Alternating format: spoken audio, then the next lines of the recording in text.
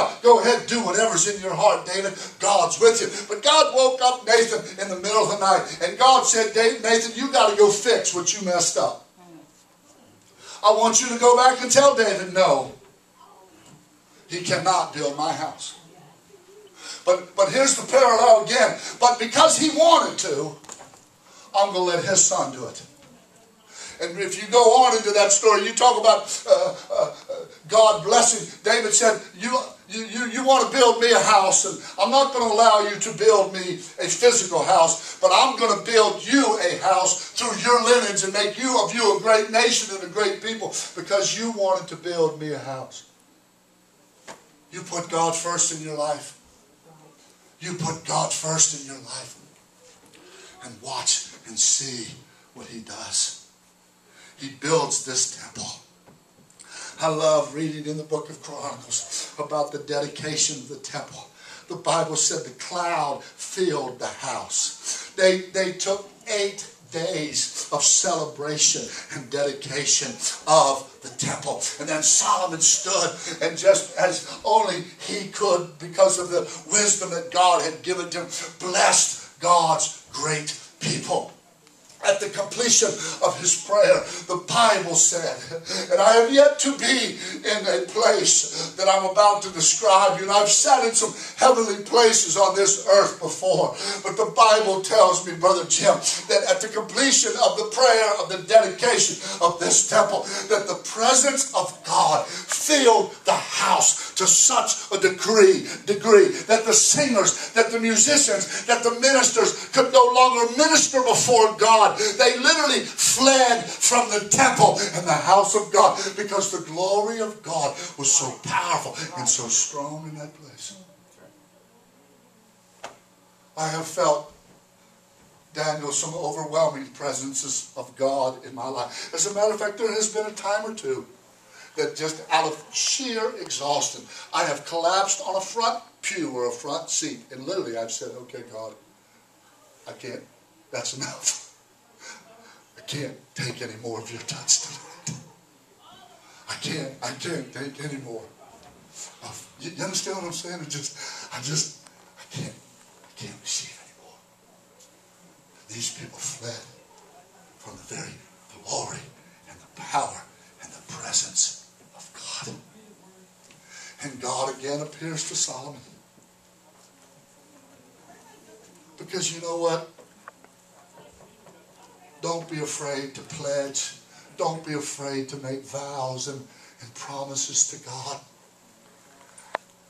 But you know, God, he understands who he's dealing with when he deals with us. That's right. But don't be afraid to make commitments to him.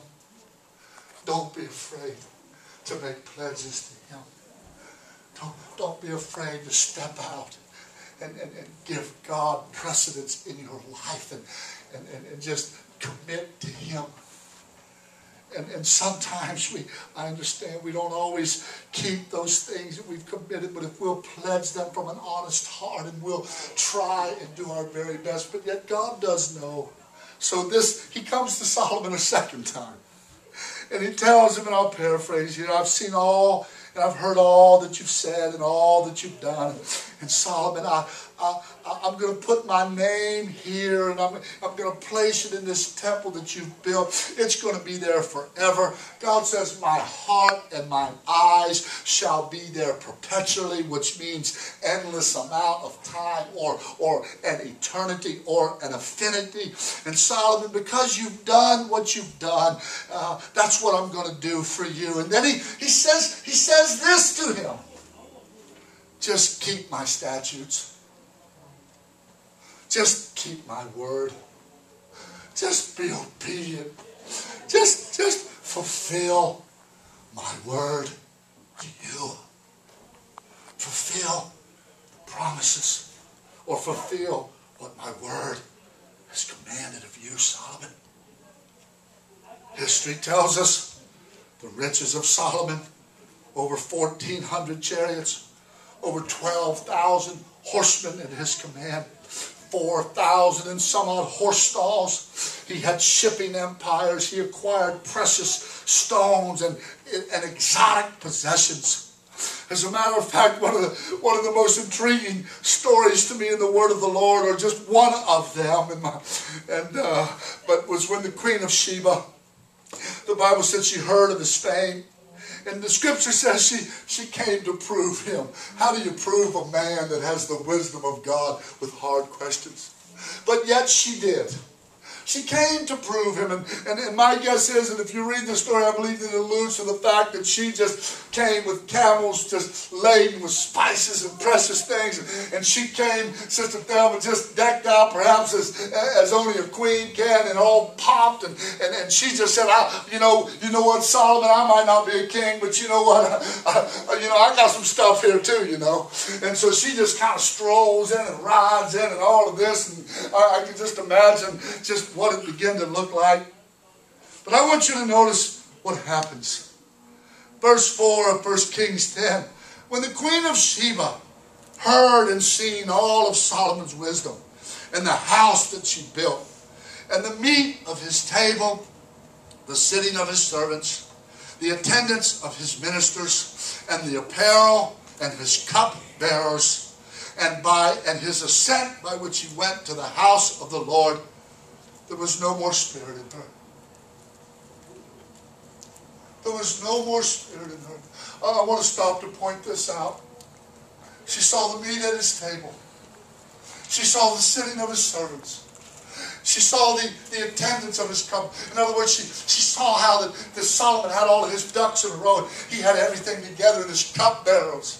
But I want you to notice, and maybe it's just coincidence, but it's never seemed like it was coincidence to me. But the last thing she saw was, she watched him as he went and made ascent to his God. I don't know if it was his time of prayer or time of sacrifice or whatever it was, Brother Jim. But she viewed him as he went to the house of God. And I personally believe when she saw his relationship and when she saw just how it was between God and between Solomon, just whatever it was that he did, I believe it was that thing that literally took the spirit from her and took maybe even the very breath out of her. I've read different commentators. Some have even implied, Brother Lewis, that she literally, physically fainted at the sight of Solomon approaching God and going into the presence of the tabernacle, the place of God.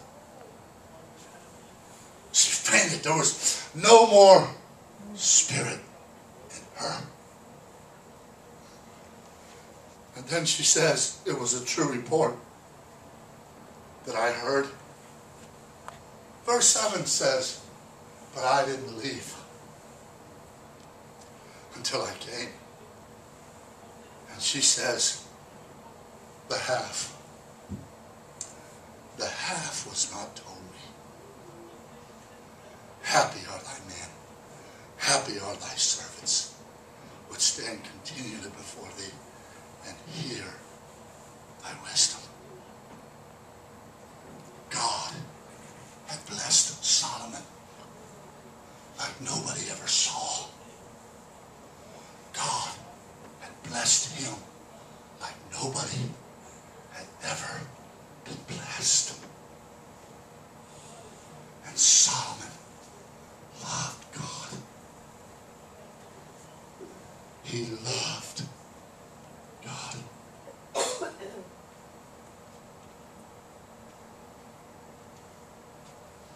1 Kings 11.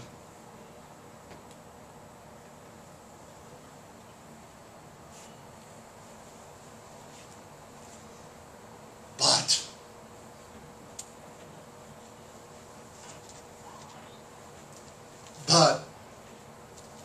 Solomon loved many strange women.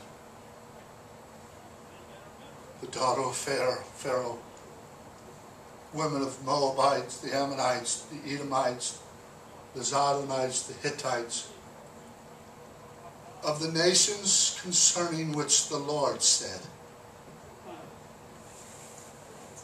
But Solomon loved God. He loved God. But God said, don't go in unto them. Don't let them come into you. For surely